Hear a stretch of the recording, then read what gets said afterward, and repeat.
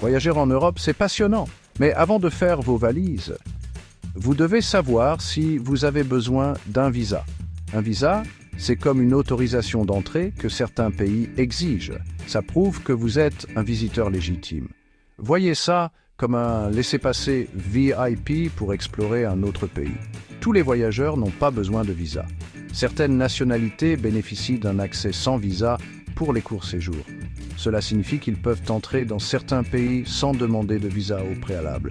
Vérifiez les règles spécifiques du pays que vous souhaitez visiter.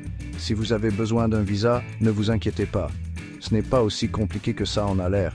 Il existe deux principaux types de visas. Les visas de court séjour et les visas de long séjour.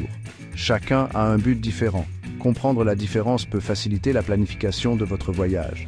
Alors, allons-y et explorons chaque type de visa en détail. Préparez-vous pour votre aventure européenne.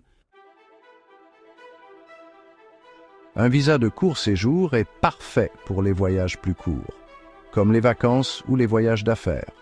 Aussi connu sous le nom de visa Schengen, il vous permet d'explorer 26 pays européens pendant une durée maximale de 90 jours sur une période de 180 jours. Imaginez-vous flâner dans les rues de Paris, siroter du vin à Rome ou explorer les canaux d'Amsterdam. Un visa de court séjour fait de ces rêves européens une réalité. Demander un visa de court séjour est assez simple. Vous aurez besoin d'un passeport valide, d'une assurance voyage, d'une preuve d'hébergement et de fonds suffisants pour votre voyage.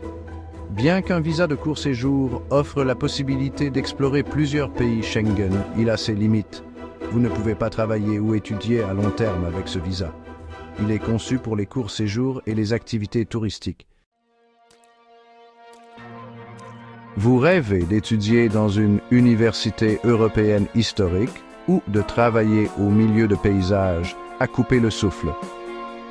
Un visa de long séjour est votre porte d'entrée vers ces expériences européennes à plus long terme. Contrairement à son homologue de court séjour, un visa de long séjour, également appelé visa national, est spécifique au pays dans lequel vous vous installez. Il vous permet de rester plus de 90 jours, parfois jusqu'à 1 an ou plus. La procédure de demande de visa de long séjour est plus détaillée. Vous devrez fournir des documents supplémentaires comme un permis de travail, une lettre d'acceptation de l'université ou une preuve de stabilité financière. Un visa de long séjour offre le privilège de découvrir une culture différente en profondeur. Cependant, il s'accompagne également de responsabilités. Vous devrez respecter les règles d'immigration de votre pays d'accueil.